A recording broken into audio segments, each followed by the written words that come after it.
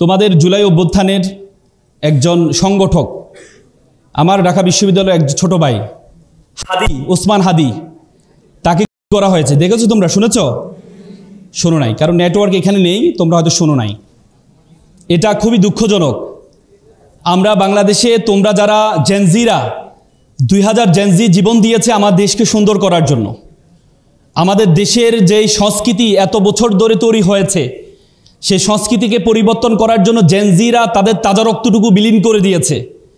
একসময় তোমাদেরকে আমরা ফার্মের মুরগি বলতাম যে তারা পাবজি খেলে, তারা বিভিন্ন গেম খেলে, তাদের দিয়ে কিছুই হবে না।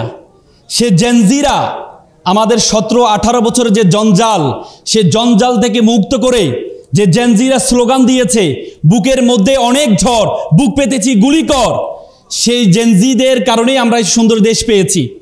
কিন্তু আমরা এখন দেখতে পেয়েছি, গতকাল তফসিল ঘোষণা হয়েছে যে নতুন ভবিষ্যৎ, তোমাদের সামনে যে ভবিষ্যৎ, যে বাংলাদেশের স্বপ্ন তোমরা দেখেছ, সেই স্বপ্নে বড় ধরনের আঘাত হয়েছে। আমরা মনে করি এক হাদি থেকে লক্ষ হাদি জন্ম নিবে ইনশাল্লাহ। কি বলো? যত যাবে রক্ত, হাদিরা হবে শক্ত, তোমরা হবে শক্ত ইনশাল্লাহ। আমরা খুবই দুঃখজনক, আমাদের রাজনীতি একসময়, আসলে রাজনীতি, আমি সবসময় বলি, রাজনীতি আমাদের জেনজিদের জন্য না, জেনজিদের জন্য না। একসময় রাজনীতি করতে হচ্ছে যারা অভিজাত বংশের, তারা রাজনীতি করত। আর এখন আমরা দেখতে পাই যাদের কোনো পেশা নেই, যাদের কোনো কাজ কাম নেই, যারা সন্ত্রাসী, যাদের কোনো টাকা পয়সা নেই, যাদের কোনো পড়াশোনা নেই, তারা রাজনীতিতে আসে। কিন্তু তোমরা যারা জেনজিরা, তোমরা সামনে আসছো রাজনীতিকে পরিবর্তন করার জন্য। আমি ওদিন একটা হাদিস পড়ে খুব অবাক হলাম। আল্লাহ রাসূলের ওফাতের সময়, আল্লাহ রাসূল যখন মারা যাবে, সে সময় একজন, আল্লাহ রাসূল মসজিদে বসে আছেন, তখন একজন সাদা কাপড় পরা একজন ব্যক্তি আসলেন। ব্যক্তি এসে আল্লাহ রাসূলের হাঁটুর সাথে হাঁটু বসলেন।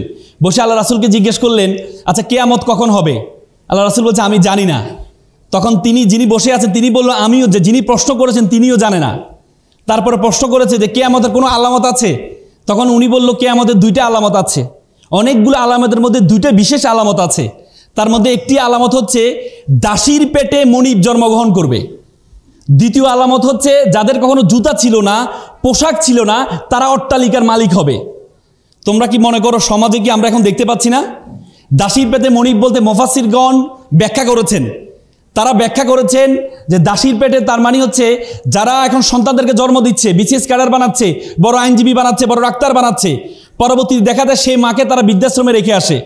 তার মানে যে মনিবকে বানিয়েছে, সেই মনিব তার মাকে দাসীর মতো অ্যাড্রেস করে, ঠিক না? তার মানে কিয়ামতের সে আলামত শুরু হয়েছে। দ্বিতীয় যে আলামত, সেটি হচ্ছে যাদের জুতা ছিল না। তোমরা দেখো তোমাদের আশেপাশে যারা রাজনীতি করে, বড় বড় এমপি হয়েছে, মন্ত্রী হয়েছে, তাদের ব্যাকগ্রাউন্ডের দিকে একটু তাকাও, তাদের ফ্যামিলি একটু খোঁজখবর নিয়ে দেখো। তারা কখনো ড্রাইভার ছিল, নেতার কখনো ড্রাইভার ছিল, নেতার কখনো চামচা ছিল, যাদের কোনো পড়াশোনা নাই, চাঁদাবাজ ছিল, তারা পরবর্তীতে এমপি হয়েছে, কোটি কোটি টাকার মালিক হয়েছে। হয়েছে না? তুমি আশেপাশে তাকাও। আমাদের মনে আছে ফেনীতে, তোমরা এখানে ফেনীর কেউ আছো? ফেনীর নিজাম হাজারি ছিলেন, তার ড্রাইভার ছিলেন হচ্ছে জয়নাল হাজারি ছিলেন, তার ড্রাইভার ছিল নিজাম হাজারি। পরবর্তীতে সে ড্রাইভার থেকে সে এমপি হয়েছে এবং হাজার হাজার কোটি টাকার মালিক হয়েছে। তো সুতরাং এই যে রাজনীতি, এই রাজনীতি আমরা চাই না। আমরা চাই আমাদের দেশটা সুন্দর হোক।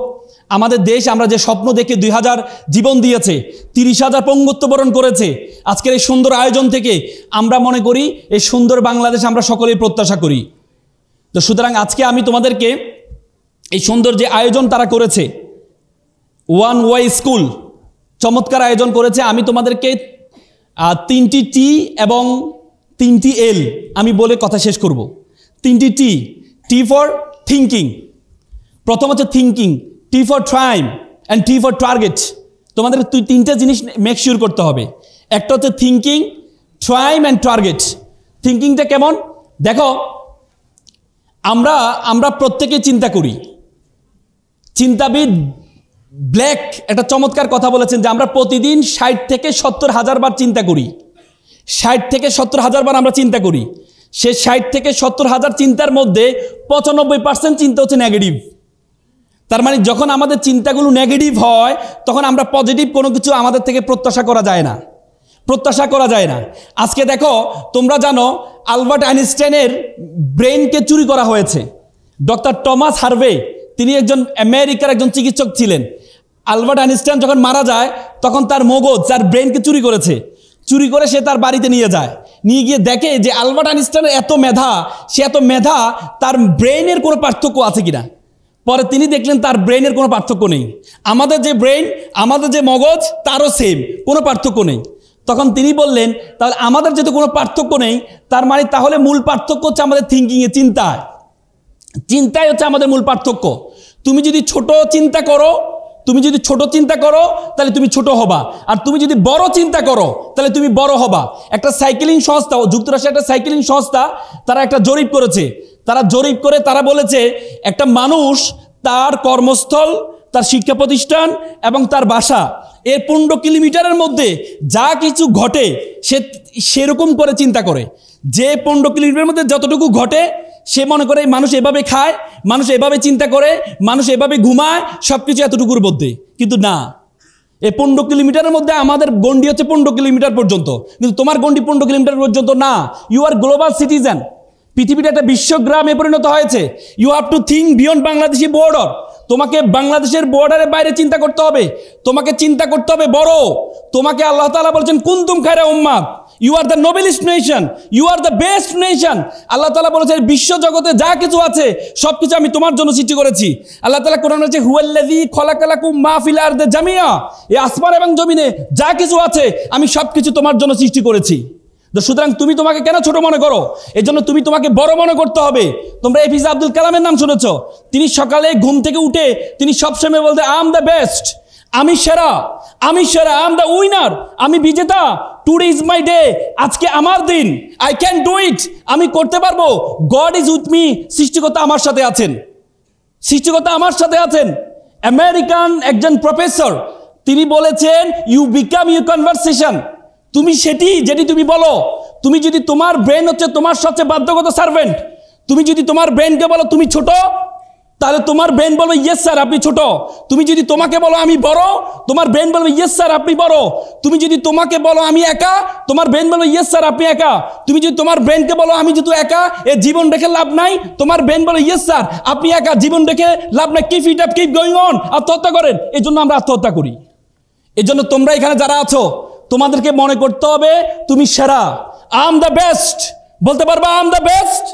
আমার সাথে বলো I am the best. Loudly বলো আমি সেরা।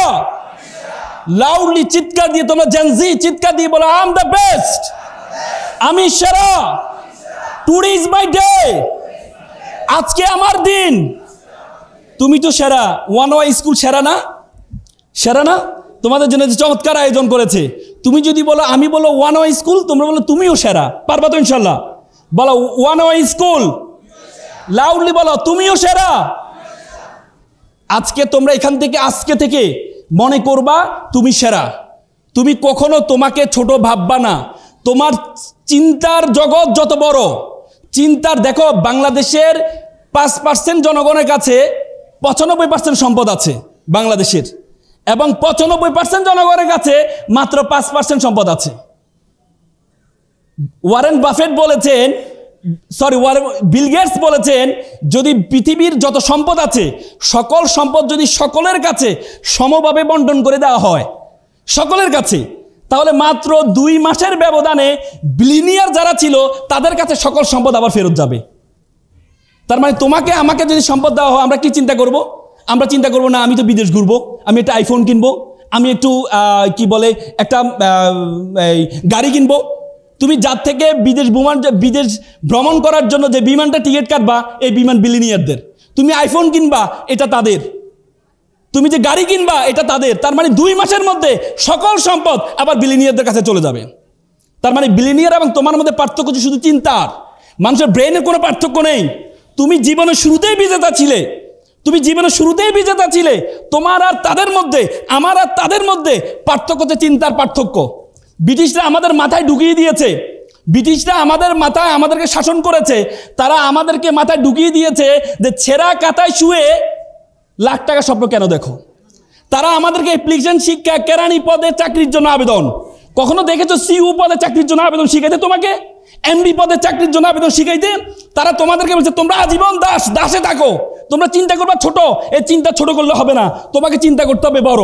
পারবা তো ইনশাল্লাহ? আবার বলো আই এম দ্য বেস্ট, আমি সেরা। দ্বিতীয় টি এর কথা বলেছি, সেটি হচ্ছে time is a very important. সময়, আমরা সময়ের গুরুত্ব দিই না, আমরা সময়ের গুরুত্ব দিই না। তোমাকে আমাকে যদি বলা হয় আচ্ছা আপনাকে প্রতিদিন ৮৬,৪০০ টাকা দেওয়া হবে, এর টাকার মেয়াদ হচ্ছে একদিন, পরের দিন এই টাকা আবার 0 টাকা হয়ে যাবে, এবং প্রতিদিন আপনি ৮৬,৪০০ টাকা পাবেন, হুট করে এই টাকাটা বন্ধ হয়ে যাবে, তাহলে আমরা কি করব? এই ৮৬,৪০০ টাকাকে খুব ইউটিলাইজ করব, যে আমি যেহেতু হুট করে বন্ধ হয়ে যাবে, তাহলে আমাকে এই টাকাটাকে কাজে লাগাইতে হবে, চিন্তার প্রসারতা বাড়াইতে হবে, আমরা এটা করব। তেমনি আল্লাহ তাআলা প্রতিদিন তোমাকে ৮৬,৪০০ সেকেন্ড দিয়ে থাকেন, ৮৬,৪০০ সেকেন্ড দিয়ে থাকেন। এই ৮৬,৪০০ সেকেন্ডের কতটুকু আমরা ইউটিলাইজ করছি? সময় ইজ ভেরি ইম্পর্টেন্ট, সময় ইজ ভেরি ইম্পর্টেন্ট। আল্লাহ তাআলা যত কসম গিয়েছেন, আল্লাহ তাআলা যখন কোনো কিছুকে গুরুত্ব আরোপ করেন তখন তার নামে কসম খায়। আমরা দেখো, আমরা মায়ের নামে কসম খাই না, তাহলে মা আমাদের কাছে গুরুত্বপূর্ণ।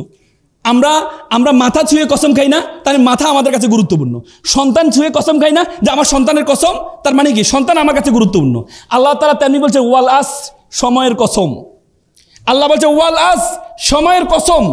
তোমাকে সময়ের কসম বলে আল্লাহ তাআলা সময়ের গুরুত্ব বাড়িয়ে দিয়েছেন, সময়ের গুরুত্ব বাড়িয়ে দিয়েছেন। জ্যামাইকার একটা ছেলে ওসাইন বোল্ট, নাম শুনেছ? Usain bolt. জ্যামাইকার প্রেসিডেন্টের নাম কে বলতে পারবা? প্রধানমন্ত্রীর নাম? না, আমিও জানি না। তোমরা কি? আমিও জানি না। তার মানে কিন্তু যদি বলা হয় ওসাইন বোল্ট, আমরা সাথে সাথে বলি জ্যামাইকা, আর যদি বলে জ্যামাইকা আমরা বলি ওসাইন বোল্ট। তার মানে একটা ছেলে পুরো একটা দেশকে প্রতিনিধিত্ব করছে। কিসের কারণে জানো? সে শুধু 10 সেকেন্ড থেকে অল্প কিছু সময় কম দিয়ে 9.58 মিলি সেকেন্ডে 100 মিটার দৌড় দিয়েছে। কত মিটার? 100 মিটার দৌড় দিয়েছে। কত 10 সেকেন্ড থেকে কম। তাকে বলা হয়েছে সে যখন প্রথম, সেই মাত্র 9 সেকেন্ডে দৌড়ানোর জন্য লক্ষ লক্ষ সেকেন্ড ব্যয় করেছে।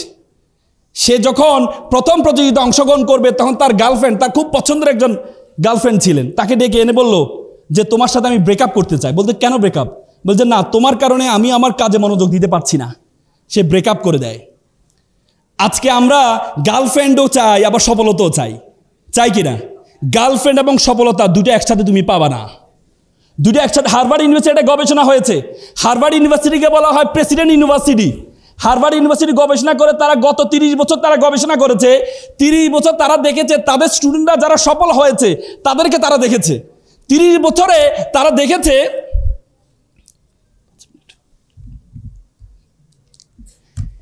30 বছরে তারা দেখেছে যে তাদের স্টুডেন্টরা যারা সফল হয়েছে তারাই সফল হয়েছে যারা ইউনিভার্সিটি টাইমে অপোজিশন জেন্ডারের সাথে কোনো রিলেশনে ছিল না, তারা সবচেয়ে বেশি সফল।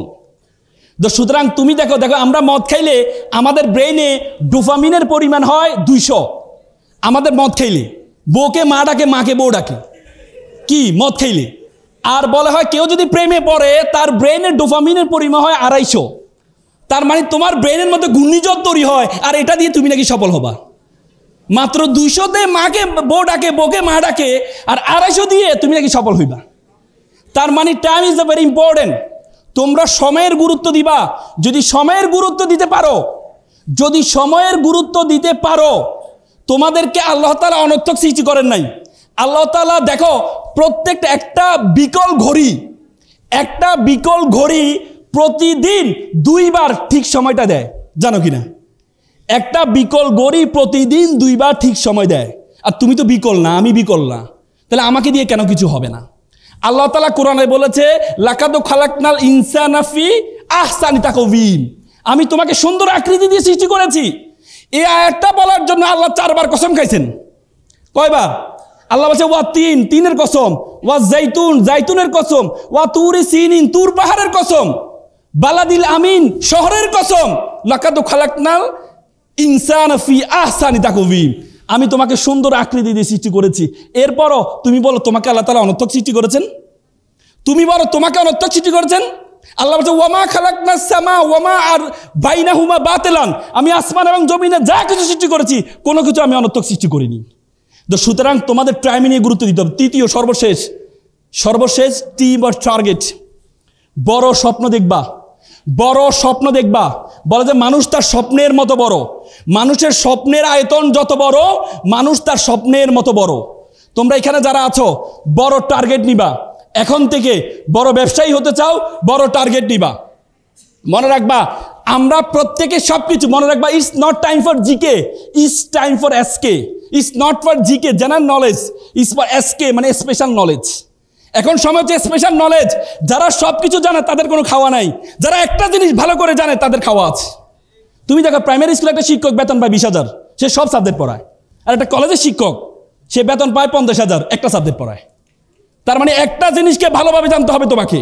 এখানে যারা আছো তোমরা তোমাদের লাইফের টার্গেট নাও যে একটা জিনিসকে তুমি ভালোভাবে জানবা, তুমি যদি সেটা ভালোভাবে জানতে পারো তাহলে তুমি সফল হবা। পারবা তো ইনশাল্লাহ? পারবা তো ইনশাল্লাহ? পারবা তো ইনশাল্লাহ? আমেরিকান প্রেসিডেন্ট বলেছেন তোমার সফলতার জন্য যদি তোমার দৌড়ানোর সামর্থ্য না থাকে তাহলে তুমি হাঁটো, যদি হাঁটার সামর্থ্য না থাকে তাহলে তুমি হামাগুড়ি দাও, তারপরেও তোমার সফলতার দিকে তুমি এগিয়ে যাও। তো সুতরাং তোমরা এগিয়ে যাও সে প্রত্যাশা করছি। এপিজে আব্দুল কালাম বলেছে প্রজাপতির পিছনে ঘুরিও না, ফুলের চাষ করো, প্রজাপতি তোমার পিছনে ঘুরবে। সকলে ভালো থাকবা, সুস্থ থাকবা। আসসালামু আলাইকুম। অসংখ্য ধন্যবাদ ভাইয়া। ভাইয়াকে